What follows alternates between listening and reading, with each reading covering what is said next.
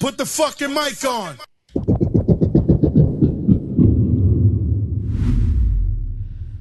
Just want to make an announcement to everybody that the law-abiding biker application for Android and iOS, RIP. I thought coming out of the closet. Yeah, well, we've had the app. It's not our fault. Our audio host, who also develops our app, it was just a podcast app. That was its function. They are no longer supporting or doing that within their services. And so by October 31st, it will be pulled. In the meantime, it may or may not work. It's going to break. And because they're not supporting it with updates and all that kind of stuff, it's a bummer. I'm sorry to see it go. I don't know how many people used the standalone app because, as we all know, we have a plethora of podcast applications to listen on: Apple Podcasts, Spotify, 1,000 others. There's applications like Overcast and things, and everybody listens in their own way. But it was there, and it was a really easy way, especially with those maybe not completely familiar with podcast or getting into them. They could just go to the app, open it, and hit play. So anyways, with that said, I don't plan at this point to hire another outside developer to make an app unless I really heard outcry from the community and there were so many people that used it. But you'd have to contact us. So feel free to contact us. We'll take a look at them and gather them over at lawabidingbiker.com/contact. And certainly if we got enough people, we would be like, okay, this is probably worth investing in. So anyways, yeah, again, Lab app gone. If you're using it, you'll have to switch to another podcast aggregator. We're in all of them. And there's quite a few different ones. You want to ride longer? Well, Popeye did. Yeah, I did. He got rid of his sore and achy ass. Hit the, he was up in Canada, hit the alley late at night. Yeah. Came home walking funny. Yeah, so? Well, what's wrong with that? Nothing's wrong with it. I'm just saying. But he fixed his tired and sore and achy ass with a butt buffer, of course. He fixed it with that high-quality butt buffer seat cushion. Head over to lawabidingbiker.com/store.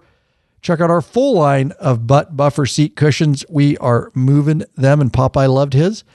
He gave a review on it. Just this is podcast 3 for today, the only one we're doing live.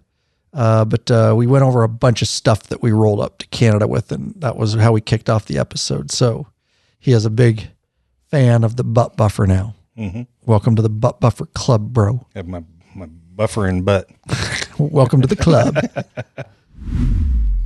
Hey, Bikerholic, 030 has a wide variety of innovative products for your Harley-Davidson and a brand new line for the all-new Honda Goldwing, named Gold Strike. I like gold. Top quality, affordable chrome lighting and comfort products. Zero Gold Strike are the motorcycle LED lighting innovators for CAN bus plug-and-play system compatibility. Head over to lawabidingbiker.com/store. Check out our full line of Zero 3D products. Yes, sir. Folks, the new documentary film is out. And wonderful. Thank you, brother. It's been out at the time of this live event 7 days because I dropped it last Friday mid-morning. It's titled, it's free over on YouTube. This one, it was in part sponsored by Harley-Davidson. And so it's episode 1. It's called The Glacier Ride on Harleys that tested us all and changed everything. And we've been getting a bunch of feedback and comments. Absolutely amazing. I'm humbled. So with that said, I'm just letting everybody know I left it open. The story really revolves. This episode 1 revolves around the first 3 days of our trip and completing a mission to this glacier off-road. And there's a whole bunch of other storylines in there, but that's kind of the overarching. It's got a lot of depth. We're getting a lot of feedback. We added some different angles. We added some interviews. So go check it out. But I left it open enough to close it and or keep it rolling. And with an episode 2. And I tell everybody, there is no guarantee on episode 2. I'm watching and how many shares it gets and likes and how many views. And so how you can help me is share it with all your friends, tell them to watch it, share it with family, whoever you think would be interested in it. And we're watching those views. And then also, the comments, the interaction. And third is a lot of people, which I appreciate, and I say it in the film, if you like it, you want to help me, leave a super thanks. When you're watching the video, you can go right down. There's a super thanks button. I think it says thanks, but it's a super thanks, and you can simply leave a donation. I know a lot of you are already patron members, so this goes out in regular podcast format. So I'm talking to the general audience that may not be members or something. If you want to support us financially, and these films take a lot. And so we will be watching, and you just never know whether an episode 2 will come out or not. But this is only 1 week, so we got a long time, and I need to take a break mentally because Matt knows how much I put into those, and it takes a toll on me. And it's good, and it's rewarding. But before I go into hiding again for a film, I need a little space. Just a little glimpse into that, how much effort you put into it and how stressful it is for you. When I watched it, I said, dude, the music you picked was perfect for this. And you told me you wouldn't imagine how much I fretted over trying to find the right music and how much I listened to and like, is this right? Is that right? And, that's just one example of how taxing doing a good quality documentary film is. Even the music, the right stuff is a lot of time and stress and anxiety. I'm glad you shared that. If you haven't seen it yet, go sit down, get yourself a whiskey or something like that. And hey, it's the weekend. It's Friday, Saturday night here. So coming up, sit down, watch it, send it to your friends, have them all watch it a couple times at least. Because I want a part 2 as well. So we got to make sure we get all kinds of He's got a personal stake in it. Yeah, he's going to be a promoter now. Dude, I like it. I like it. Patron member Gary Jackson in the private chat says, the glacier footage was so awesome that I'm sure does no justice to actually being there. Stunning. Yeah. Yeah, it was pretty awe-inspiring to stand in front of that thing and look at it.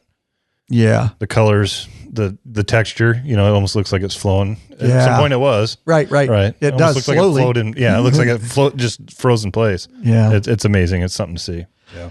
Yeah, for sure. We were pretty pleased with those aerial shots, and they're beautiful, and you're right. Being there in person is definitely even more awe-inspiring. So I'm glad. Thanks for watching the film, and hope you all enjoy it. Like I say, the feedback's on it's been really good, but we always have to look at it from a standpoint of, we got a lot of other hats to wear and responsibilities. So anyways, we got time on it, and I've got a time for a breather to evaluate and just keep sharing it around, and we'll see where it goes from there. Lurch, you got a bunch of new stuff, right? That you want to talk about? Store items to promote? Yep. Those are the wrong notes there, but. They are? Yeah. Oh, well, let me get the right notes. I've got them up here. So a couple items we've mentioned in a previous podcast, but I want to hit it again, is Chromeworks. We brought Chromeworks into the store. Had that there for a little while, the 4.5-inch HP or horsepower plus mufflers and some intakes. Well, they now have a 4-inch muffler. So we've had the 4-inch mufflers, we've added soft tail mufflers, and we've added baffles. There's an assortment of baffles if you want to change the sound and performance of your Chromeworks. Also, Ciro is still putting out stuff for the new 23.5 and up touring bikes, the new fairing design bikes. They got some filler panel lights to replace the current filler panel lights that your brake and turn signal on the back of your bike. These ones have light strike technology, and you're going to get light off at a lot better angles. The Ciro bag blades are back. Those are the lights that go on the back of your bag blades or back of your bags underneath your lid. And these have the light strike technology in them as well. And then lastly, the GoT light for the Road Glide will be coming out. We did an install of the GoT light on your Street Glide. The one for the Road Glide looks really cool, and I'm looking forward to that one. Yeah, it does. Some of that stuff may show out of stock because it's they're still working on production, but sign up, hit the notify me button, and when we get stock of them, you'll get notified, and you can be one of the first ones to get it. There's a fucking fly. Yeah, where it's going to get it before we're done here. Well, that fly's trolling around. We're going to get this episode started. I saw him on your hat and then your face. And son of a bitch. Little bastards, dude. Welcome back, you freaking bikeaholics. This is the podcast for the motorcycle majority. The Big MM, also known as the 99%, baby. Large and in charge of the motorcycle scene more than any time in history by being here, by listening. You're part of what we call the hashtag Biker Revolution, There bitches. you go. We have one question for you before we get started. What are you waiting for, bikeaholics? Mount up and let us take you on another wild-ass ride. There you go. Ryan Urlacher here, your host of the Law Abiding Biker podcast, and your high-tech redneck. There you go. And who bottoms out quite a bit. See who is in the studio here. He rode down from Wenatchee. Tons of smoke today. Gonna head back into the inferno. Back into the inferno. The inferno. We got wildfires all over the place. Yeah, Popeye and Jeff was going to come downstairs, Jeff, but he's dealing with the same thing up there. But we appreciate him coming down, and we've done 3 episodes, Lurch and I. Popeye got in on 2 of them, this one and the previous one. It's a batch process day. And so welcome. This is a live event for our beloved mid-level and above patron members. We've got live chat going, which we'll be interacting with. If you're listening to this later in regular podcast format, you are listening to it much, much later than it was originally put out. I'm going to get that cocksucker. He's got his hat off. He's ready. But you'll be getting it much later. And also remember, Lurch will be uploading right away the previous 2 episodes. So not only do you get the live event right now, and of course you can replay that in your Patreon account, you'll also be getting 2 of the other files, the 2 episodes we did.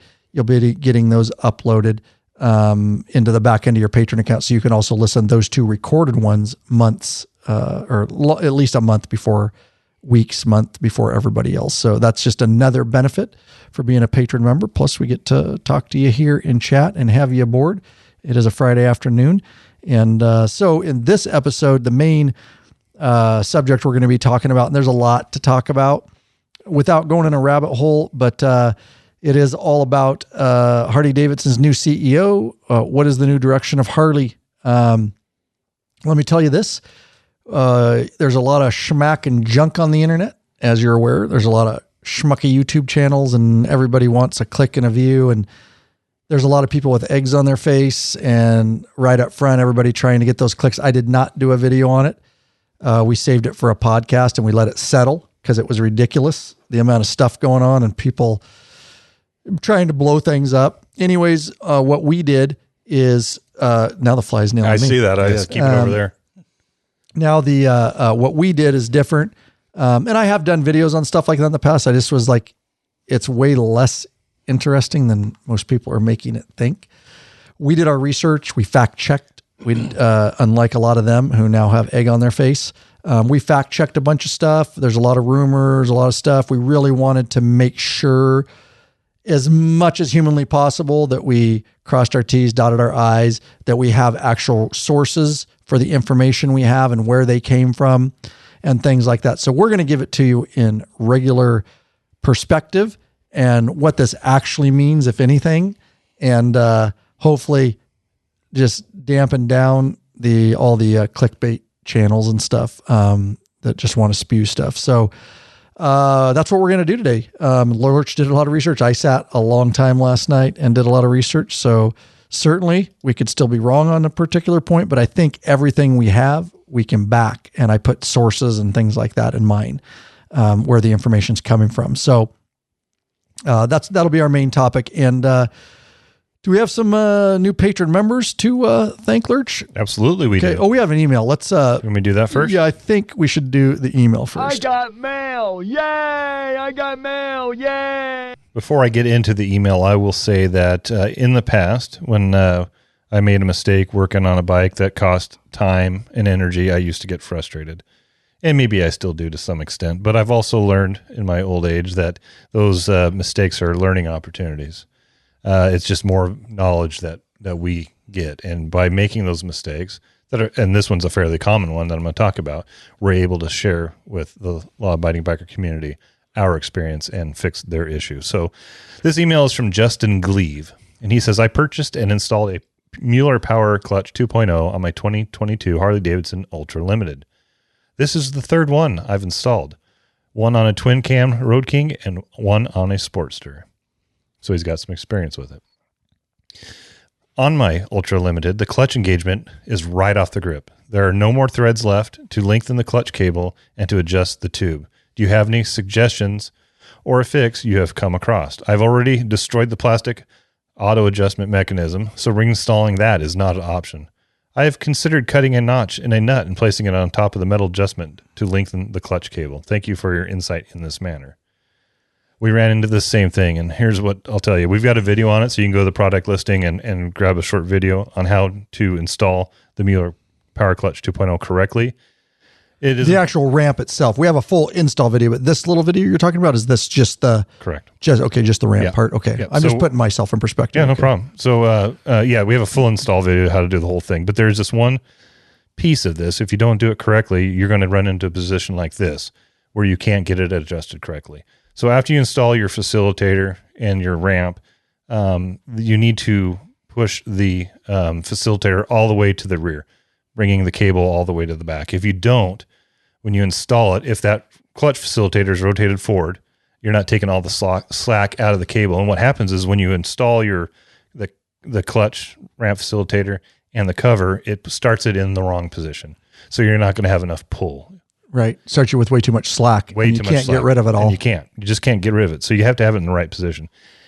And now, this is not something that is a quick fix because we had to take all the exhaust back off and everything. It's quite lengthy. But if you find yourself in this position, we've got a solution for you. Just make sure you put that in the right position. And it makes more sense when you're watching the video. But again, when we make these mistakes too, we learn from them and we're able to share with you. Just send him that video. I sent him a link to the video and he responded back. Oh, he did? Yeah, he responded back. He goes, that's exactly what I did. Thank you for helping me. I'm so glad we made that little video on top of our real detailed one. And we've installed them and never had an issue. We got in a hurry. He's installed 2. This is his 3rd one and he had the issue. Yeah. So it can happen. Yeah. When we found that out, that's why we made this short little video, and we usually make things in response to that because this is an easy email answer for Matt. He just grabs a link and goes, watch this video real quick. Yeah, we did it too. Here's the video. Yeah, we're not exempt from getting in a hurry or not, making little mistakes and stuff like that. So, of course, we would love to have you as a patron member and get signed up here this year. There's a lot of benefits to be had, and these are some of the newest members that signed up and are taking advantage of those benefits. We would like to thank James Hartley of Colbert, Washington. I don't know where Colbert's at. I'd have to look that up. I don't know. Me too. Go look it up. Bruce Klinger of Guilford, New Hampshire. Steve Jackson of Rocky Mountain House, Alberta, Canada. Noise, lawabidingbikers.com/Patreon, Patreon. You basically, pay a monthly subscription fee, and you get to choose the level that you want to be at, depending on what sort of benefits you want to receive. There are many benefits, such as t-shirts and stickers. You get access to the private Facebook group, a troll-free zone, nothing but bikers helping and connecting with other bikers in there. You get access to this live video broadcast, live chat, your year-round patron discount code, premium videos up on request, and access to those ride meetup and events. Not only the events we put on, the yearly event, but all the events, as of recent even, that have happened just amongst the law-abiding biker community. And the private Facebook group that's taken on a life of its own, and we would love to have you over there, love to get to know you better. Anyways, again, it's just a monthly subscription. You get to choose. It's very easy, and it supports us in our mission to help as many bikers as we can worldwide. And at the same time, we can give a big thank you and give you the benefits that I just mentioned. So Colbert is just north of Spokane, Washington, on Highway 2. Okay. And we weren't that far from Rocky Mountain House, Alberta, Canada when we were there. Nice. Summer. Yeah. Is it real close to the border or just north? Which one? No, Rocky Mountain. Colbert. Oh, Colbert is just north of Spokane. So it's just north. Just north. That's what I was wondering. Where's the Rocky Mountain House? It is to the west of Red Deer. Okay. And we were out here in Revelstoke down here. Mm-hmm. And so we were up in there's Jasper. So we weren't too far away. Okay. All right. Good stuff. Thank you. Good stuff. Brian's like, can we get back No, I was actually perfect because it gave me time to get some stuff going here. Right. No, I actually wanted to know where it was. Okay. All right. So we're going to probably jump around here a bit. Tried to put this in an organized fashion. Again, and we're, if you guys have heard anything or certainly, or even your thoughts and opinions, that's okay too. It could be based on shite, but you just want to express it. That's okay. We don't get offended, but, in the chat, anything you've heard or any, overall thoughts, if you've done any research. Again, there's a lot of fake news out there, and it's all over YouTube, different motorcycle YouTube channels. And unfortunately, some of it's accurate, some of it's not. So hopefully this, again, will put it in some sort of perspective. We can have an educated conversation on it here amongst us and within the chat. So let's lay the foundation here a little bit, so to speak, as we move forward. So here you go. On August 4th, 2025, Harley-Davidson board appointed Artie Starrs as president and CEO of Harley-Davidson effective October 1st, 2025. Now, I know a lot of people think Jochen got fired and blah, blah, blah, and all this, and Jochen Zeitz was the previous. There's a little, I don't want to get ahead. Okay, so Jochen, CEO since 2020, he had already said in April that he planned to retire. And I remember when he came on, he said he was going to do 5 years. That was 5 years ago. Which aligns with their strategic plan. Correct. Yeah. So take that into account when people tell you all this. CEOs come and go, by the way, all companies. Just look at Artie Starrs. He's been at multiple companies. Lurch. This won't be his last company, right? Yeah, exactly. This is currently my last company that I will be part of, I hope. Yeah, no shit, dude. Yeah. But I think I'd rather be the CEO than the COO, though. The operations officer takes a beating, let me tell you. The CEO gets to go, I think this is a good idea. You should figure out how to make this happen. That's right. So he says, Jochen Zeitz says he'll stay on the as a senior advisor. So it's not like he got fired and cut and run. He's going to stay on as a senior advisor through February 2026. We had a gentleman named Troy Alstead becomes non-executive board chair. That's directly, I'm going to cite some of the sources we're using in this podcast, but that was directly from a Harley-Davidson press release. So let's talk, as we set things up here, let's talk, and you guys can jump in anytime, but I'm just trying to set the foundation here for what we're talking about. Oh, did you get him? Lee I think so. Popeye just went after this fucking fly that's just bugging the shit out of us, dude. And Troy Alstead is currently on the board of directors. Yes, perfect. So he took over the chair position. Yep. So let's talk about some of the context and pressures and why so many people put out so much clickbait on this. In spring 2025, there's activist investor H Partners. We're going to talk about H Partners quite a bit. They're a 9% holder, and they waged a proxy fight to oust Zeitz and two directors. Harley did beat it at the May annual meeting, but the vote was close. And so stuff was churning and turning, and the H Partners affiliated director publicly resigned days earlier. So there's a lot of weird shit going on here. Normal in all big companies. This is no different than happens with other huge corporate companies. And so he resigned days earlier. And of course, this kept the spotlight on succession and performance of the company. So I dug in a little bit because I'm a regular guy. And although I know what proxy is and I know what a fight is, put together, they make a definition. And so I went down and because I needed to know exactly what that meant. And so I have a definition for you. I think I do. Let's see. I had a better definition.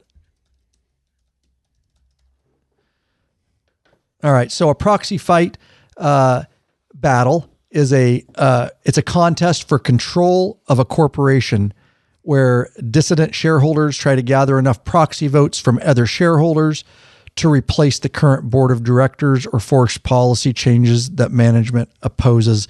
Think of it like an election campaign where activist shareholders rally support from their own and other investors, much like political candidates seek ballots to get their proposed changes approved at a shareholder meeting. And they can proxy vote. So people that of interest that can vote can send people to vote on their behalf. And it's this whole thing. So hopefully that gives you a little bit of insight into what kind of that proxy fight is about. And it does happen. Like I say, this isn't just unique to Harley-Davidson and what they're going through. So was Zeitz pushed out? I think that's the first question. All right. Harley's filings, you can kind of go however you want with this. It doesn't really matter at the end of the day. Who gives a shit? Like I said, CEOs come and go. That's my opinion. But Harley's filings call it a planned retirement, with Zeitz saying, staying to transition a successor. The proxy fight increased scrutiny, but shareholders ultimately left the board in place, and a successor was named later. Both things can be true, right? Zeitz planned to exit in 2025, and activism accelerated the urgency to land a new CEO. I think that's fair. Right. Yeah. So always, like we say, two things, those can both be true. Which may be evident by the transition, where you're keeping him on and they're transitioning through, right? Right. It sounds like they may have named him a little sooner than normal. Right. Yeah. They're putting pressure on it. Yeah. And what it all comes down to is money and profits and how the company's doing. And all these companies get pressured by investors and shareholders. You don't want to lose your money. No, it's just, so this is kind of, this is not the first time Harley's been through this. It won't be the last time, or any other big corporate giant. So, and feel free, I'm going to run the kind of the outline I have, but if there's stuff you want to throw in, Matt, or change directions, let me know. But I think it would behoove, at this point, what I was saying is jump in wherever you feel like. I've got my own thoughts, but let's first talk about what Zeitz did good. And I have some actual personal you've met experience. The man. I met him, and also not even meeting him, I immediately, when he took the reins, realized some really huge, cool stuff that he did. So I'll take you, we'll talk about that in a minute. But let me do that. But so I'll talk about some of the stuff that's out in the public, basically, that's very clear. Because every CEO, most CEOs do some good stuff and some bad stuff, kind of like presidents and or anybody else, CEOs, COOs, whatever you want to say. But let's go back a little bit. Then I'll give some of my personal things. The Hardwire Rewire, if you guys remember that program, shift 20 to 2025. Zeitz reversed the prior more roads expansion, shrinking the lineup by 30%, exiting weaker markets. We saw all this. I can think of our podcast over the past 5 years. We've talked about all this, and it was all stuff we saw. And so it's on paper here. Exited some weaker markets and focusing on profitable core segments, which is touring and large cruisers, trikes. Mm-hmm. We saw all this, right? Mm-hmm. He also spun off LiveWire and repositioned Harley as a premium first brand, basically. Supporters credit this for stabilizing margins. Critics say it sidelined younger. Critics say it sidelined younger entry riders and cut product experimentation. And an example is, we've talked about in the past, the Bronx Street Fighter never arrived. Kind of put the kibosh on that, which a lot of people from my research thought that would have been what would have brought a lot of young new riders in. I can agree with both of those. Remember, the company was, with Levitich, was in kind of really bad spot when Zeitz took over. So he had a lot to deal with He was brought in as a fixer. Yeah, right. For sure. Right. He was brought in, make shit happen, and all the shareholders and everything. So, and if people don't remember, he came from the sneaker brand Puma. Yeah. So he wasn't necessarily a motorcycle guy either. No, right. Which we'll get to with Artie. Yeah, right. He did become I think he rode motorcycles before, and I could be wrong on that, even before Harley. So a motorcycle wasn't completely new to him. Right. So maybe not a Harley guy. Right. To be more accurate. Correct. Yeah. But he certainly rode bikes and rode bikes with me and us in our group. And definitely, just from a personal perspective, I could tell whether you like him or not, I try to separate. A lot of people can't do that. I'm not saying I'm always good at it. I try to separate what I think of him as a CEO and then what I thought of him as a person. Sure. So I think that's fair. As a person, he's a super nice guy. He's really easy to talk to. He's not yuppity yup. You know what I mean? Seems very down to earth. He's very down to earth and was hanging with YouTubers and taking pictures and really relaxed, kind of laid back guy. You could tell he loved Harleys. He really did. Whether, he came from a company, maybe he learned to love Harleys. I don't know. But he definitely had a passion for him and an eye for him. And so now taking that, of course, as a, leader of the company, I don't work there. There's a lot of people that don't like him, a lot of people that do like him. I have contacts in the company. So take that for what it's worth. But as a person and riding with them, he's really cool. And then we can talk more broadly about decisions and things like that. But product wins, huge. Pan America was a huge win. I brought on the entire RevMax platform, which is still hopping to this day. You know, that Pan America within a month, first entry-level Pan America, first entry-level, I shouldn't say enter, their first entry into the adventure market, Harley-Davidson. And within a month, the number one selling adventure bike in that weight category in North America. That's insanity. Pretty good. That was all under Zeitz. Yeah. So there was some shit that was done right there. It was a great product too. That definitely helps. So the RevMax platform refreshed their touring strategy and brand discipline, often cited as foundations for the next CEO. All those things mentioned as, cited as foundations for the next CEO. So what irked riders and dealers? Some of this is very subjective. And this comes, I'll find it in a minute. This comes from HD Partners. Consider the source. That's the group that tried to oust him. This is information. This is what they say irked them. So it's from HD Partners. Like you said, take it with a grain of salt. Take it with a grain of salt. Model cuts, which we saw. That's true. Fair. Higher prices, desirability, and focus. Tight allocations, and a premium tilt that some felt left value-oriented riders and certain dealers behind. Those pain points fed H Partners' narrative in 2025. So that was their claim to fame and why they're trying to oust him and all that kind of stuff. So I will tell you this. One of the main things that I saw that Zeitz did is really modernize the company when it comes to marketing and social media.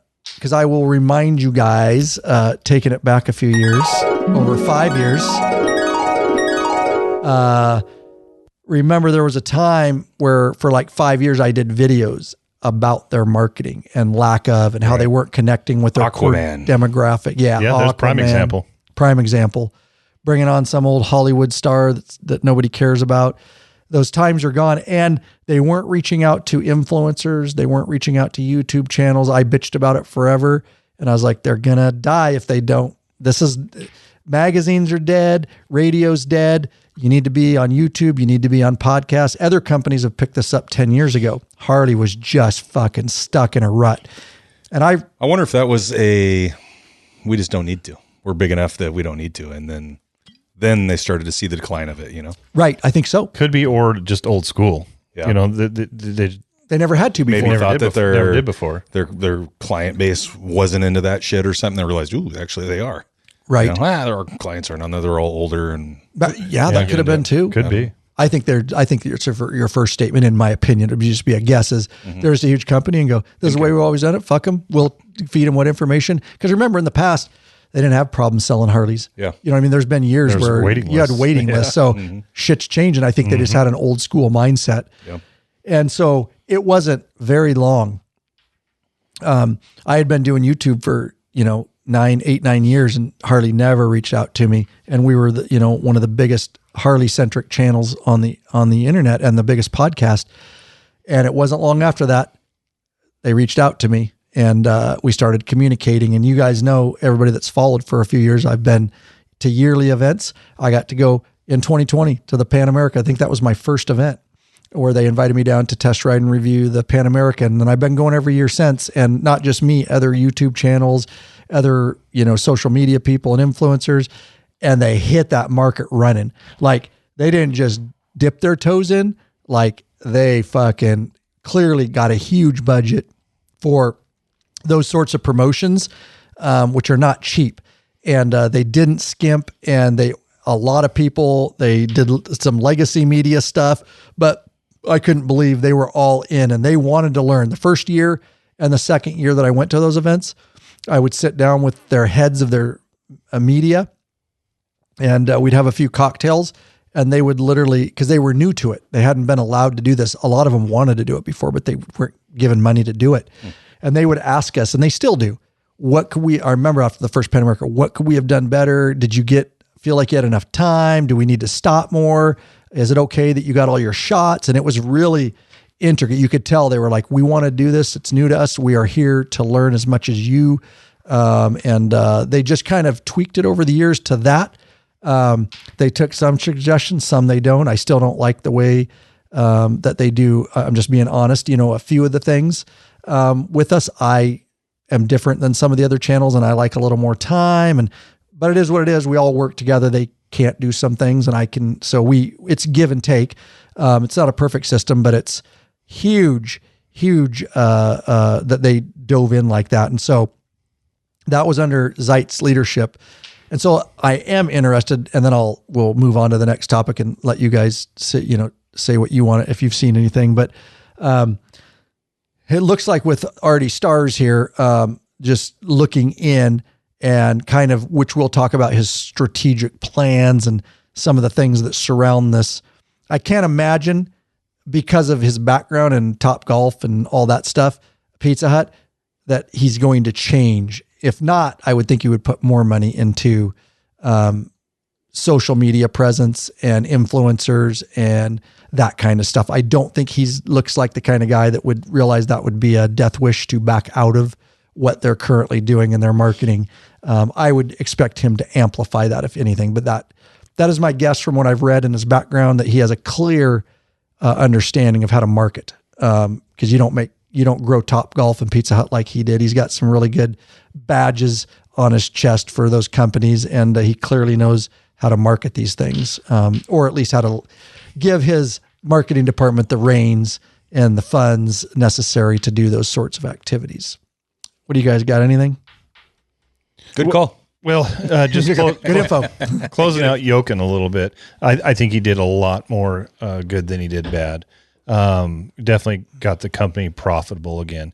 He did take some bullets over the whole Harley's gone woke thing. Oh, right. So that, I think that's part of that H investment group, that they weren't happy with him supposedly going woke, but it's time. His strategic plan was last 5 years. Mm-hmm. He mentioned when he come in, he's only going to do 5 years. So I think he did a lot of good. He's going to set up, hopefully, Artie, and we'll talk about Artie a little bit for a future to continue to hopefully get things going again. Right. Yeah. Came in, made some change, made some, some good change. Took it a lot better than it was doing. Right. Right. Yeah. And has brought the company in a better spot than what it was when he came in. But like you said, in 5 years, his plan was to get out of here anyway. I could see that with some of the, like Lurch was just saying, the wokeness or whatever, maybe that accelerated things just a little bit. And I'd be tired of it too. Okay, I told you guys 5 years. It's I'm out. Right. Exactly. He's no spring chicken, and he probably has obviously other things to do. Sure. And I remember when they weren't even sure he wanted it, and he was on the board, and he's like, then they finally figured he would be the best fit. H Partners, if you guys didn't know, we mentioned it's just a management LLC, an independent investment firm founded in 2005 and based in New York City. If you wonder what H Partners, they caused quite a ruckus. Mm-hmm. And it's amazing that somebody has 9% of the and has can make that much of a ruckus. Yeah, I know it is. It is crazy.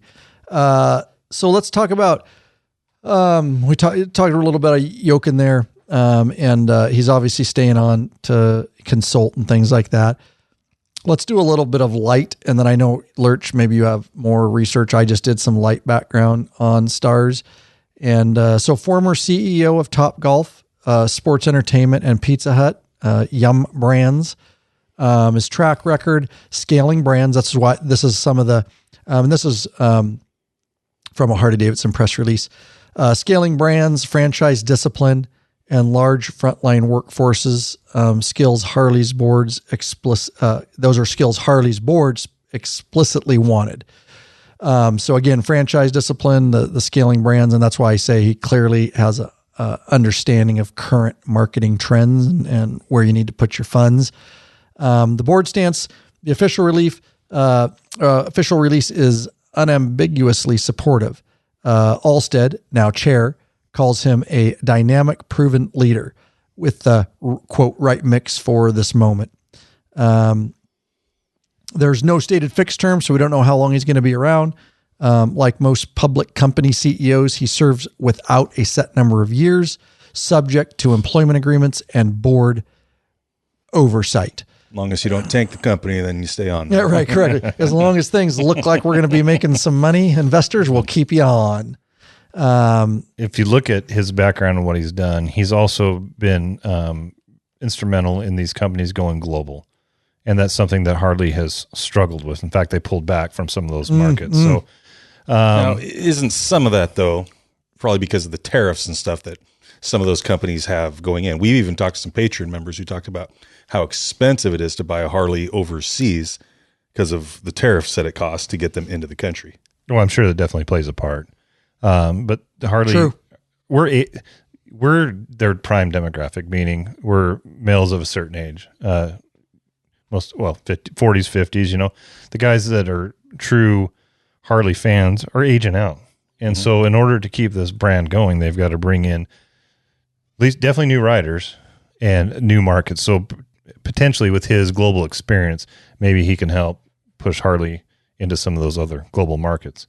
But they also have to appeal to the younger riders. And that's, you know, when you were talking about Jochen earlier, and some of his critics were saying that, you know, there's no entry bikes anymore. It's expensive to get into riding Harleys. So he got rid of the street lineup, 750, right? Those bikes are still available in other markets. Right. There's bikes that aren't available here that they create for other markets. I don't have this information, and I'm sure you guys haven't researched it or don't know, but I think it would be interesting to look at what was the cost of a Harley like in the 1950s compared to other motorcycles like today. Were they still an expensive brand even back then? I don't know about the 50s, but I mean, you go back even 20 years ago, it was not cheap to get it. I mean, it's a premium product. It is. I mean, there's a reason that you want a Harley. So it's all, you know, we've kind of talked about this before on other podcasts, even is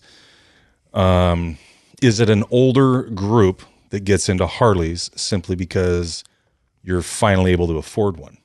You know, maybe you're riding something that's a cheaper bike and then like, man, I want to get a Harley, you know, and that's kind of your goal is that Harley for some people. And then you generally are starting making more money and, you know, you're in your 40s. And then that's when you can finally afford it. I think that's true for a lot of people. I mean, I can only talk about my experience. I started with crotch rockets when I was a teenager and got into my late 20s working as a trooper, and I could afford a Harley. And I didn't go out and buy a bagger right away. I started with a Dyna. Right. And then a used touring bike, and eventually got a full-on brand new touring bike. But I think what the critics are saying, it'd be nice to have an entry-level Harley to get people into the Harley brand until they can afford to scale up. They can afford to scale up. And so that's kind of what seems to be in a lot of people's minds missing is that that's what they did with Harley. the street with Levitich, and then they axed but the company was hurting. Yeah, they were, and it wasn't a great bike either. Right. No, it is in other markets, you know, because that's what they ride. Like, you know, you don't go to some of the big cities and countries, they're riding scooters and shit around, you know, big old fucking V-twin. I wonder if they don't, simply because if Harley looks at that as diminishing their brand of saying like, hey, we're not gonna price point this bike, and I'm just throwing this out. I'm not saying it's a bad bike at all, but like we're not going to take this down to a Yamaha Bolt or something like that. You know, it's like we're Harley fucking Davidson. Right. It's like we're not going to make a cheap bike, and they're okay with that. I don't know. I mean, I don't know. No, I think it's an interesting conversation. My gut would tell me that wouldn't be necessarily the best mindset today, because they realize like they need the new generation. It's hard to get the new generation on bikes. It just is. And all companies are struggling, not just Harley. It's weird. Guys aren't as masculine as they used to be. Correct. It's true. Honestly, I think that's very absolutely. They're not safe. Right. It's true. true. I think there's a lot to that. I wonder. You know, there is. We were reckless as all hell growing up. Probably all of us lucky to have survived our childhood. Yeah. What's a helmet on a bike? They'd rather sit around and flick the screen on their phone and there may be reels for 3 hours. There might be a lot of truth to that. You know, it's true. It is. And all motorcycle companies are struggling getting new riders in to have a passion for the sport. Interestingly, in 1950, Harley-Davidson was not positioned as a luxury or premium brand. the way we often think of it is today. A few coup points help put it in context. Price compared to other models, Harleys were more expensive than small British bikes, Triumph, BSA, Norton, that were popular imports in the U.S. After World War II. Those British bikes were light, sporty, and relatively affordable. Harley built large displacement V-twin motorcycles, big twins, that naturally cost more because of their size, weight, and intended use. Still, Harleys were not priced out of reach for the average working American. Many police departments, delivery services, and blue-collar riders could and did buy them. So there's a bunch more. I don't want to dive any deeper in that, but it's interesting, you know. I mean, even look at like when Honda was really competing with them. You know, you find the nicest people on a Honda. You know, that was the slogan, right? Remember that one? Follow the leader, he's on a Honda. I don't remember that one. Oh yeah, follow the leader, he's on a Honda. Yeah. Wow. Okay, nice pull. I don't remember that one. No. Who else in chat remembers that one? It's awesome. Yeah.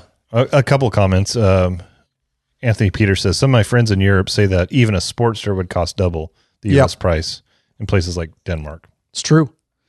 Standard Street Glide in Peru is $57,000 American dollars. We might need to fact check Boner on that. That's a Australia too. Australia's crazy expensive, right? Yeah.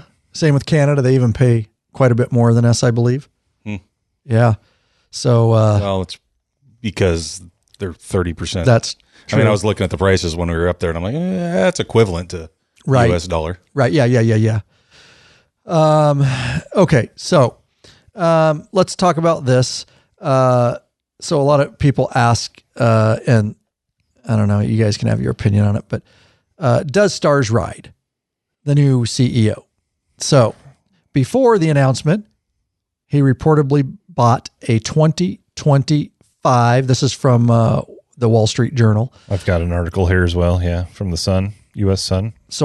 So before the announcement, he reportedly bought a 2025 Heritage Classic from a Texas dealer and enrolled in a beginner rider course. Signals of buy-in that also play well culturally. So, and according to this article that I'm looking at, somebody that worked for that dealership said he wanted an authentic, unbiased experience, just like any other customer. He did exactly what we hope every rider does. He walked into the shop, connected with a sales rep, signed up for a riding school, and bought a Harley. Yep. So clearly realizing that, you know, Harley culture is, you know, about riding and all those kinds of things. And you can obviously have opinions on whether a CEO actually needs to ride to run a company or needs to wear sneakers or whatever company they're working for. But I do think that it's in my opinion that it's super important because Harley is very steeped in history and tradition and brand loyalty, that he buy in and understand that. And there's only one way to stand. That's riders courses, you know, and going to a lot of the meetups and really understanding hog and, you know, all those kinds of things. I think, in my opinion, not knowing that would hinder you. You may still be able to run the company, but I think it's only going to help you. Understanding that will trickle down, I think. And people respect you a little bit. Based on his experience, he can definitely improve a brand and push a brand. But in order to do that, especially with Harley, like you mentioned, he's going to have to learn, you know, all the ins and outs and the history and the traditions. Now, you know, I was curious how much of the Davidsons are still involved. You got Bill and Karen Davidson. When you and I went to the 120th anniversary, they came out and did a little talk, and they were with Jochen. They're not necessarily, they're not on the board, right? You know, they're not in the executive positions, but they are both still attached to the company through the museum. And who are they? So they're descendants of Willie G. Thank you. Grandson, is that right? I don't know. Son or grandson? I knew there was a descendant. I was just curious if you knew how far removed. Yeah, all the way back. Yeah, I believe. Well, to Willie G. Like a great grandson or something, probably. I think it's grandson. Yeah, I think Bill's his grandson. Well, I think so. 1903. What's that? 1903 is when Harley started, right? Yeah. Yeah. Well, my dad was born in the 40s, so my grandpa was born in the before that. So yeah, two generations. Away. Yeah. He's 92 years old. Willie. Yeah. Yeah. G. Davidson. Yeah. Born in 1933. So grandson. But so they're still there. So he does have, you mentioned earlier, does a CEO need to know everything? Definitely not, but you need to be smart enough to surround yourself with people that do, and get input from those people. So it seems, based on his experience, he can push a brand. Right.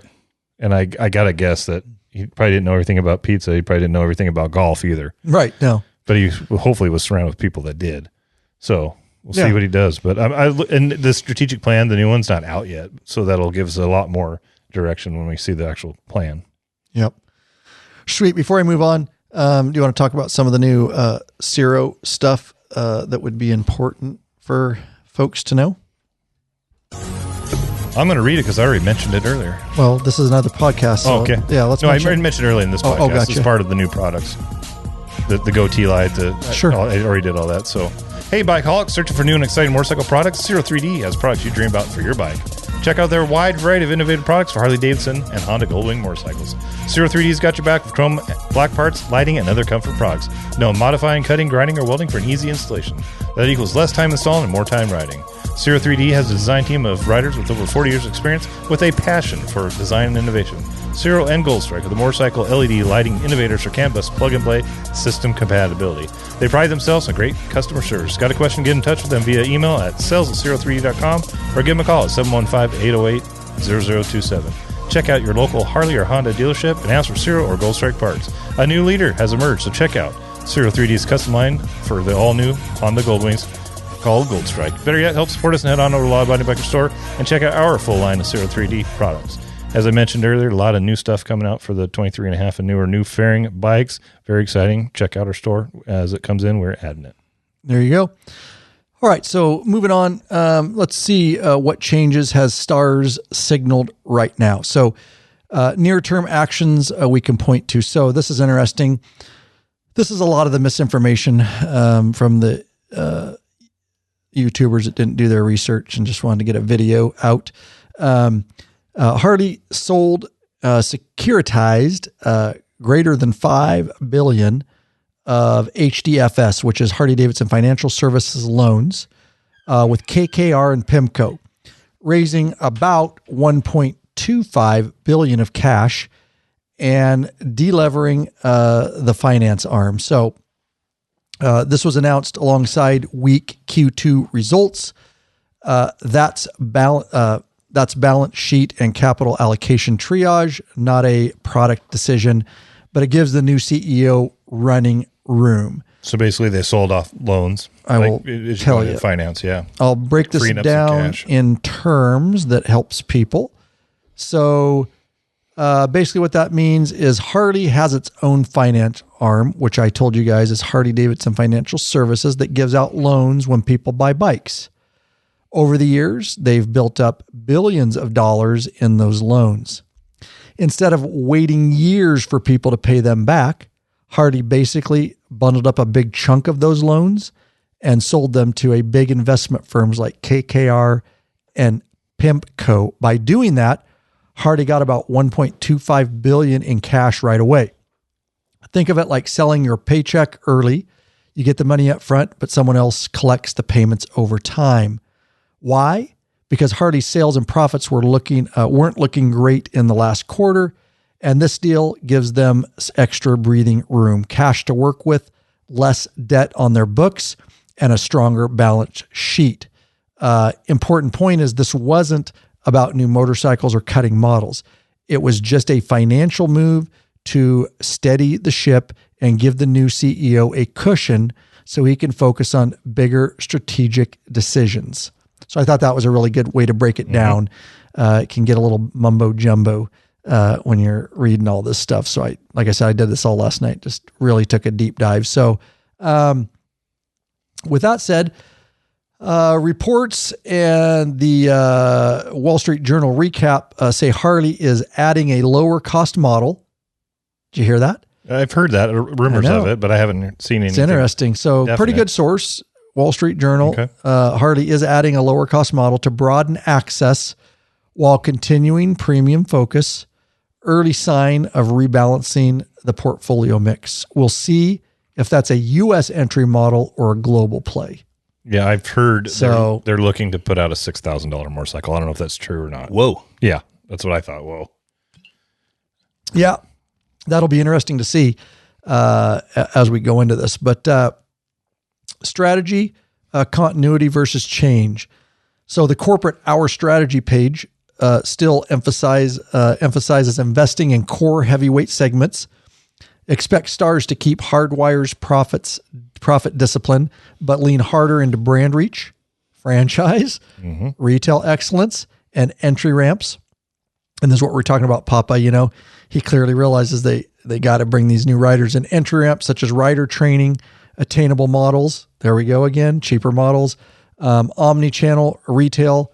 And given his background, that's why they brought him in. This is the stuff they want him to do. That's a reason inference. Harley hasn't published a Hardwire 2.0 deck yet. That's what you're talking about. Their strategy hasn't actually been made, right? Right. It's not public that I've seen yet. Not public. They're still running on the Hardwire strategic plan. There you go. Yep. Strategic plans generally run for 3 to 5 years. It seems like Harley's are 5 years, and this one's about to expire at the end of this year. So I anticipate they're going to come out with a new strategic plan for 26 in the next 5 years.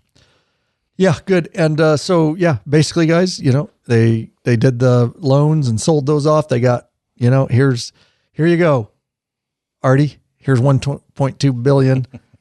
Figure it out. Let's go. Yeah. We need profits, and so that's kind of where he's at. That's good though. To have some finances to really, triage where those funds are going to go and how to best, boost the company and get it where it needs to be. So let's see. Money deals. So Harley-Davidson Financial Services transaction, as noted, the KKR and PIMCO deal helps liquidity and EPS optics. Markets initially cheered it.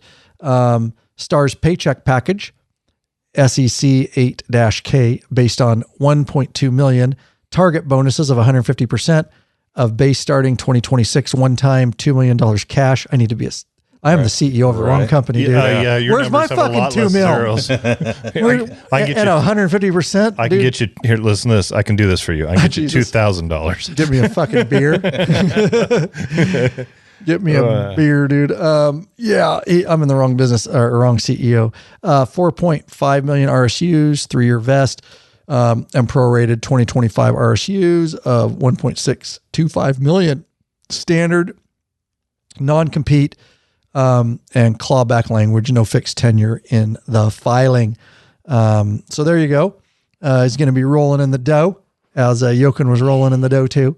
That's CEOs of these large corporate companies. That's a money maker for sure. This I want to dive into, and this is where a lot of YouTubers have egg on their face because they didn't do their research. But we're going to do a rumor check.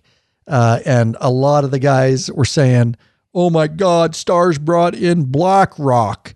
And if you follow, and Vanguard, if you guys follow any of the investment stuff and all this, BlackRock and them own most of the United States. No, they own a lot of shit. They are invested in a lot. And so welcome to the game. And it's not just Harley-Davidson. And so reality, here you go. BlackRock and Vanguard have been among Harley's largest institutional shareholders for years via index and active funds. There is no evidence that Starrs brought BlackRock. Ownership is driven by fund flows, not CEO hires. Current databases still show BlackRock Vanguard near the top of hog holders. So you know about that if you invest in Harley-Davidson. So no, he did not bring them. They were already heavily invested, which would make sense because they invest in huge companies. And that's aside from whatever you think about BlackRock and Vanguard. But that was a huge rumor that has been dispelled. And all right, never mind. Want to make sure I didn't have anything else there. So that puts that little rumor to rest. You guys have anything on that before moving on? No, go ahead. Okay. Just making sure, going around the room if you want to jump in, because sometimes I don't pause. So the next question would be, is Harley in financial trouble? The latest read, Q2 2025 missed profit estimates. Revenue fell 19% year over year. Net profit down $108 million from $218 million. Tariffs and soft big ticket demand hurt, and guidance is cloudy. The stock has been weak year to date. That's pressure, not insolvency. Harley remains profitable and is actively managing its finance unit and capital. And that's from Reuters, where that comes from. That's public knowledge. So yeah, I mean, Indian has done a lot of the same stuff. It's not just Harley. Like I say, look at the KTM shit. Motorcycle companies are struggling, and Harley's not exempt from that, and neither are any of the others. That's down a fair amount, 108 million, or down 208 million from 218. It has. They've been down that much before, and then up. They make some changes. So yeah, it's I think a lot of that you got to look at too is, you look at the housing market right now. It's kind of holding still, and everybody's kind of looking at, they're waiting for interest rates to come down. And so, if you're financing a bike, it's like, well, let's wait until things start dropping, and then I'll go get one. People kind of in limbo. And then tariffs. I think people were scared about tariffs and stuff, and that hasn't done shit. Yep. Interest rates play a huge role in it, and housing prices, we all know that. Could you imagine trying to buy a house now? Mm-hmm. It's insanity. I bought our house 24 years ago. I mean, and the problem with housing is because they're so expensive, investments and people that can afford them are buying them all up, and they're just renting them. And so it's literally, kids are just, the younger generation are literally going to be renting places unless something drastic happens. They won't even be able to afford a home. I agree. It's hard, but look at, like you were just saying, buying a house 24 years ago, but what was your paycheck then? Right. And what are kids making now? I mean, I remember making, $5 it's true. an hour, and my daughter is working, a job at 16 years old, making $18.50. Right. But the housing in general, when you do that math, it has inflated way more than if it would have steadily stayed with regular. It's way bubbled. Especially in this state. Yeah, right. Yeah. And it does vary greatly from wherever you go. But anyways, I digress back to the Harley Davidson. So who tried to push Zeitz out? We're just going to sum that up. H Partners led the proxy campaign. It narrowly failed, but kept heat on the board. I think that was their whole purpose, just to get change of some sort from Reuters. Prior activism, Impala Asset Management pressured Harley in 2020 before Zeitz became permanent CEO, helping topple Matt Levitich. He was the previous CEO before Zeitz, and shaping the subsequent strategic reset. Where is Zeitz now? Senior advisor to Harley through February 2026. No new external CE role that we know of has been announced as of today for Jochen Zeitz.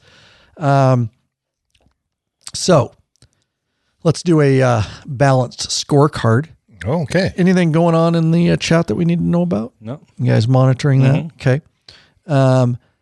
Zeitz, notable contributions. Stabilized margins with Hardwire, focus on profitable segments, launched Pan America, tightened portfolio and costs, kept brand aspirational through turbulence.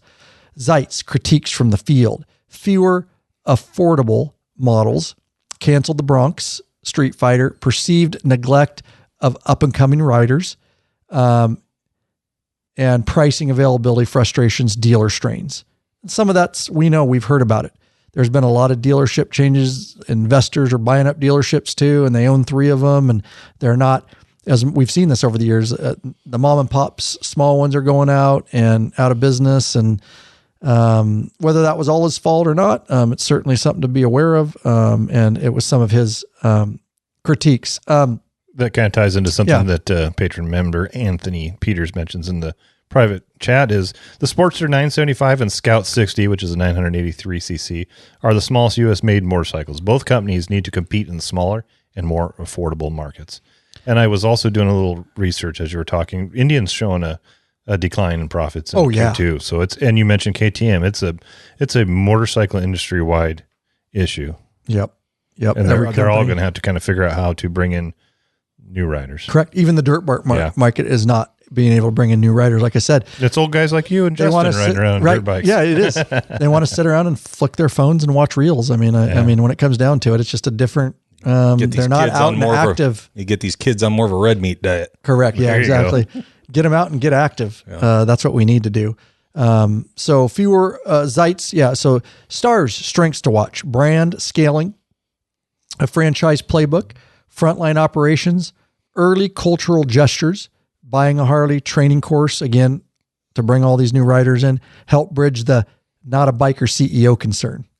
Because you lightly mentioned that, some guys just get a real hard on about that. Like, good luck finding a CEO that's as hardcore as us about Harleys. You know what I mean? If they wanted to hire me, I would have taken the job. But I put my app in and I apparently didn't have enough experience. It's like all companies, you're not going to, I'm sure he didn't know shit about Topgolf either I bet he never made a pizza before he went to pizza. That's so stupid. It's such a stupid argument. You probably didn't make it to the top spot of a CEO of a company like this if you're out riding your motorcycle all damn day. Right. Yeah, exactly. You were buckled down in the business world. Right.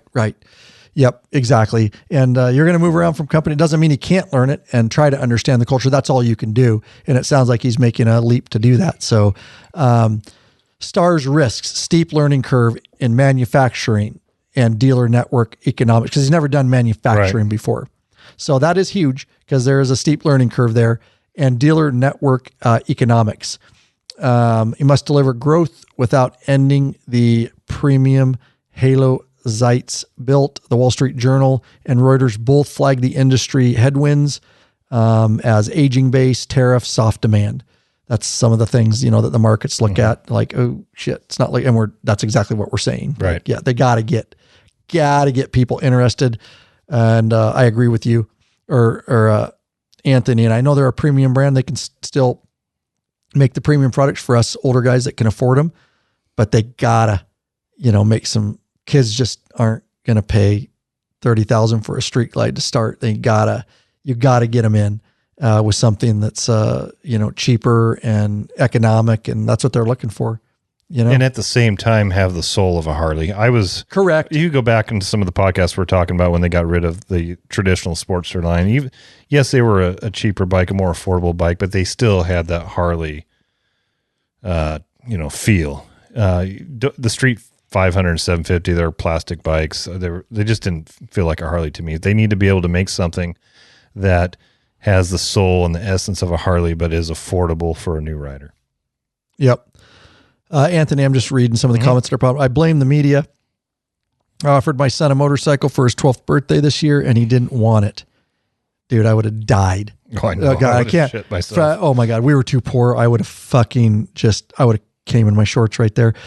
Maybe if I take away his VR and iPad, he would change his mind. Yeah, that's exactly what we're talking about. Yeah. We didn't have all that shit when we were growing up. We had motorcycles to ride or bicycles or BMX bikes is what we could afford. So one of my uncles had a couple of 3-wheelers, and my brother and I would go over there and get to ride them all day long. They'd have to rip us off those things because we didn't have them. It was just something that you looked forward to doing. I can't imagine being offered a dirt bike or whatever it is and not wanting it. We would have died. Oh.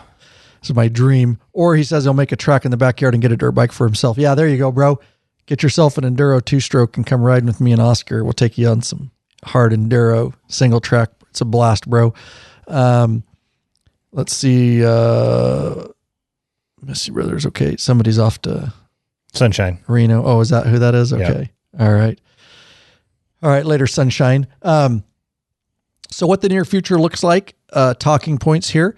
Capital discipline continues. Harley-Davidson Financial Services deal, buybacks, dividends, when prudent, while reopening the aperture at the bottom of the lineup to recruit riders. And we just already touched on that. Fancy way of saying they need some good bikes at the lower price point. Correct. Yeah. Get people on them.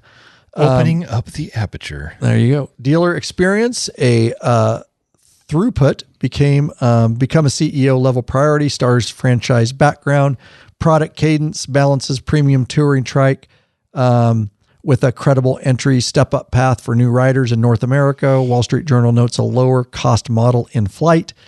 Culture brand, expect high visible rider community engagement from Starrs to blunt outsider skepticism. So that's kind of what we can expect going on. You'll still have all the people hating on him, I'm sure, for clicks.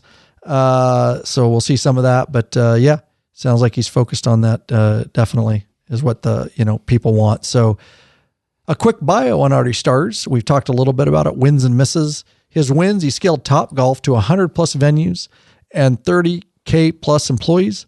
Global leadership at Pizza Hut, U.S. President, global CEO. He's known for franchise discipline and consumer brand building. Critiques at Top Golf Pizza Hut. He operated in experienced restaurant sectors with different CAPEX cycles than heavy manufacturing. We talked about that a little bit. Top Golf Callaway has also seen consumer spending slowdowns, so some analysts question transferability to motorcycles. As I listen to that, kids these days are all about experiences, right? I wonder if because he took Top Golf into something that really made a unique experience. Anybody could do it. You go down there, they've got games. You hit the golf ball out in the field.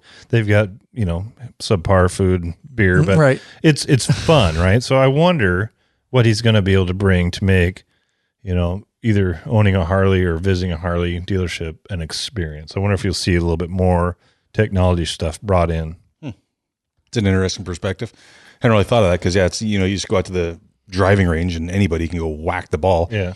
But like you go into Top Golf and it's much more of the experience. You get to sit down with your buddies on the couches and order some food and have some beers or drinks or whatever. Right. And, it's much more about the atmosphere and the fun. So it'd be interesting to see what type of changes he brings like that to Harley. I don't know. Maybe he'll bring him, speaking of VR goggles, maybe he'll bring in some VR goggles to the dealerships and you can sit on a bike and put your VR goggle on and pretend to ride or something. I don't know. Pretend like maybe you're we'll see riding more, with Jochen we saw, more of the YouTube type stuff. Maybe with Artie we'll see more of technology stuff brought in to enhance the experience it's cool for us, but maybe those younger people that need that experience. Yep. And I know some of the dealerships have kind of, you talk to a lot of dealerships and, they weren't happy with some of the stuff coming down from Jochen, whether it was directly from him or not. Maybe they see that and those relationships need to be, maybe the mothership needs to communicate better. Maybe there's some, communication problems. I know one of those things was, dealerships, it trickled down. It wasn't an order, but no working on bikes that are over 10 years old. That pissed a lot of customers off. It pissed a lot of dealerships off. Dealerships can still do it, but most dealerships are like, sweet, we don't have to work on bikes that are 10 years older or older, and they just move on, to the new stuff. And we've seen there's just been a lot of changes within the dealership, so to speak, from what we've seen in the past, huh?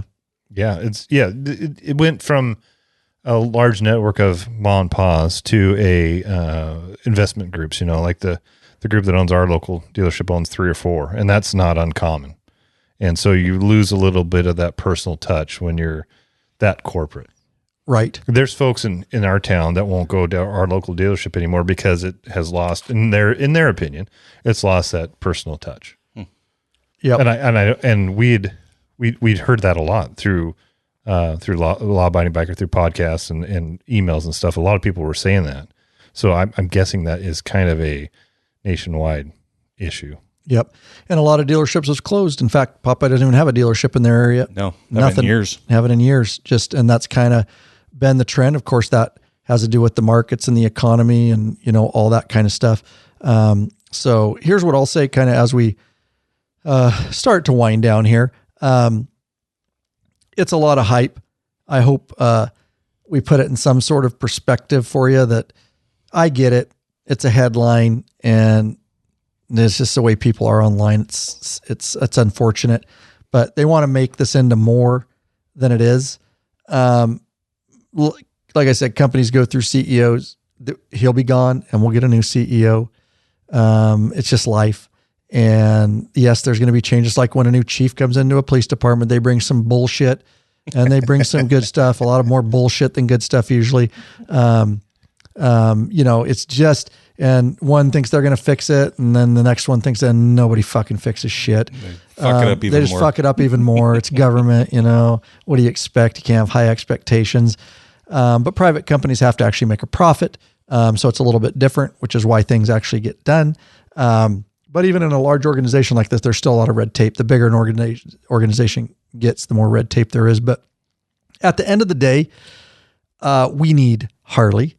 We need Indian to succeed. We need Hardy to exceed, and any other companies that want to come in within the big V-twin market. It would be fucked up if Harley didn't succeed. So everybody, we love Harleys, whether we like the CEOs or how the company or blah, blah, blah, blah, blah. At the end of the day, you're all riding them, or you're riding an Indian, or you're riding a Honda Goldwing. We want Honda to succeed. We want KTM to succeed. We want everybody to succeed because, as we've always said, imagine there's not enough. Let's just say for some reason Harley folded. Indian can't pick it up, and they may fold too. They can't pick up the slack. They can't produce enough bikes. For every 100 Harleys, there's an Indian on the road. You just don't see them. We ride all over it. Rarely do you see. So there's no way. So where are you at with that? If they did go, there's nobody else that's going to start a new Harley Davidson. And that would be a really sad day, So yeah. A lot of people don't think that through. Like, you should be rooting for Harley if you love your Harley and you love riding, because think of what your choices will be if they do, or any other, or even if Indian folded. We need Indian to succeed because it pushes Harley. Harley for a few years there didn't have a lot of competition between Victory and Indian, and then Indian and King of the Baggers. Harley was getting stale for a while. That drove them for innovation. And we've seen a lot of great changes on Harley Davidson motorcycles. Competition. Competition. Yeah. You got to have it. Drives innovation. There you go. Thank you. Mm-hmm. Yep. Absolutely. So, So I wouldn't overreact. It's just a CEO change. And at the end of the day, and time will tell. And you'll probably like some things he does and some things he doesn't. And if the board doesn't like it and the investors don't, then they'll replace Artie in very short order as they kind of ousted Jochen out here a little bit. What do you guys have as we wind it down here? Give me your final thoughts kind of deal. And before we do those that, are kind of my final thoughts. Yeah, go ahead. Graham Jenkins just got into the chat and he says, "Afternoon, please start over. I just got home." Yeah, perfect. Let's start over. I'll do the intro. Okay. All right. Now, welcome, Graham. Thank you. Final thoughts about the company, whether you think this is a big deal or people should just chill out and ride and shut the fuck up, or what, Chill out, ride, shut the fuck up. I say it for you. Yeah. I mean, it is. It's kind of one of those things as CEOs come and go, like you just said. This guy has, he's running a company. I guess at the end of the day, it would be nice if that's the ultimate CEO. Like, oh yeah, I grew up riding and, I've been riding my whole life. My dad had a Harley. My grandpa had a Harley. Yeah. Right. Does it sound good? But does that guy going to make the company do any better than the guy who steps in, who's business savvy as hell? Right. And like, did this guy know a whole lot about making pizzas before, when he started working took over Domino's? I don't know. He probably didn't have a lot of idea about, how to make a pizza. Right. But, he obviously has made a lot of these companies successful. And I think that's really what it is people that are business savvy and can come in and just look at it as a product. They're branding a product, and the companies that he's been involved with, he has excelled them. And I hope that he does that here too. Yeah. Well said, Lurch. Our experience with dealing people that work for Harley Davidson, they are motorcyclists and enthusiasts, motorcycle enthusiasts, and in particular, they love Harley Davidson. So I'm not worried that there isn't people at Harley, that love motorcycles. We know them. They all have a passion for it. You talk to these guys, the PR guys, the designers, the people working the plant, they love motorcycles. They eat, breathe, and sleep motorcycles. So that's there. So as long as he has the experience to run a company, surround yourself with those people. To steer the ship, help steer the ship. Listen to people, listen to your, your customers, listen to your employees, and he'll be successful. Obviously he's shown that he has been able to do that in the past. I think you'd have to be an idiot to realize, coming to a company like Harley and he makes a statement about that, of the traditions and the rebellious nature or something like that of Harley Davidson, I think he called it. To come in and realize you got a real brand name here that's been around for 120 years. Yep. To realize that has hung around that long, and people are so committed to their Harley Davidsons to just think, this is just any old motorcycle company. He realizes that core group, of people and that brand loyalty. He's got it coming into this. I think you'd be an idiot not to realize that. Sure he does. Yeah, so lean into the brand loyalty, the people that are here, but then also find ways to attract new people into the brand. Right. Yeah. So knowing CEOs for Harley Davidson, 1, 2, 3, 4, 5, 6, 7, 8, 9, 10. 10 in the list of CEOs and many more to come, it looks like. Walter Davidson, of course, the beginner. Only the first two are Davidson's, huh? Yeah, look at that. And then I only know really where I paid attention was Levitich up until that point, but the last three. Yeah, so a lot of CEOs, a lot more to come. Let's do this. Papa, you want to, since you're here, I know we did it last episode, talk about, we went to Canada, the doc film's out. We already mentioned that up front. In that episode, you'll see Popeye for the first time decide to roll with a butt buffer seat cushion from the Law Abiding Biker store. And then he says later he's going to give it, but episode 1 stopped before he gave his final review. So you're going to get his final review here. Oh, that's right. I thought I did give a final review on the other one. We were just talking about. You did, but it's not in the film yet because that'll be for a later episode. We only went up to day 3. Well, you guys are just going to have to stand by in episode 3. There you go. In 2027. Exactly. Then you guys are going to get it.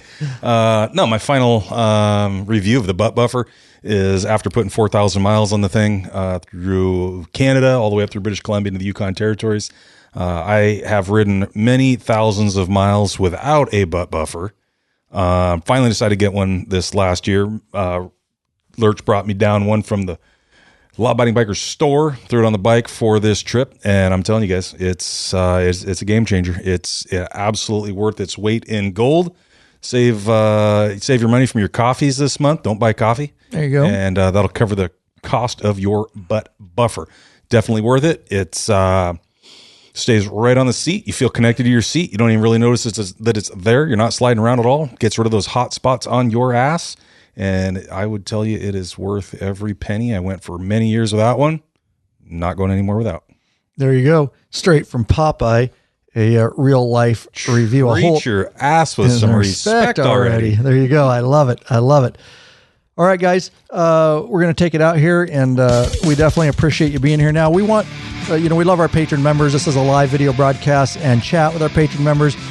We want to get you benefits. We want to get to know you better. But for whatever reason, the way you want to support us right now is just through a flat donation. We never balk at a flat donation. We'd like to thank the following 3 people for some flat donations. Roger Gardner of Vacaville, California. Alan Hudson did not have a name of our place of where he's at. And David Leishner of Seattle, Washington. Seatown. Look at that. Right across the Cascade Mountains from us. So very cool. lawabidingbiker.com/donate. That's /donate, or just go to the homepage of the Law Abiding Biker website, lawabidingbiker.com. There's a donate button. Helps put a little fuel in the Law Abiding Biker gas tank. So we can keep this thing running on down the road, bitches. That was a lot. It needed to be talked about. It's not the funnest subject, but hopefully we put some perspective on it so everybody can stop clicking on those videos. It's over. It's a new CEO. Ride. Like Popeye, shut the fuck up. Ride. Yeah. It's enough already. No, we just wanted to handle it this way. I have done videos in the past when there's substantial things with CEOs and big changes. When I did a Levitich and Jochen came, and this to me, when I first saw it, I was like, this isn't that big of news. This is not a huge upset in the company. It's all normal what I see going on. Hardy was in dire things back when Levitich, that was a different time, and this is just like par for the course to me. They're at a downturn right now, so it's similar, but they're not as dire at all. Yeah, right. So plus I was too busy editing a documentary film to get a video out. That's the truth. No, but I literally, we thought about it. We talked about it. We're like, should we do a video? I go, I don't. From what I'm reading, I just don't. I see this as just a change of the guard. I don't really think this is going to heavily affect the company one way or another. It's going to go on, and there'll be some improvements, hopefully, and we'll see that they can up, their finances and income and kind of iron things out over time. But thanks for being here, everybody. All the patron members and the live chat. Any last comments there, Lurch? We need to cover before the music goes out? No, we do not. Other than Russell Roberts says, Ryan, you just keep getting better with each documentary. Real emotion in them coming out. Good job, brother. God, means a lot. Means a lot, Russell. Thank you. Ride a lot, boys. Ride often. Keep the shiny side up. There you Graham go. Jenkins says, Ryan, the first part of the documentary was awesome. Can't wait to watch the rest. Yeah, thank you. Thank you so much, guys, for all the support. And we've been getting so much from the community over there. I don't even know. Yeah, I haven't looked this weekend, but hopefully people are sharing it and the view counts will go up and some super thanks and more comments. I love interacting with people over there, and it humbles me because when you're doing it, you don't really think about it, but to hear the feedback is truly inspiring. So thanks so much, guys. We're out of here.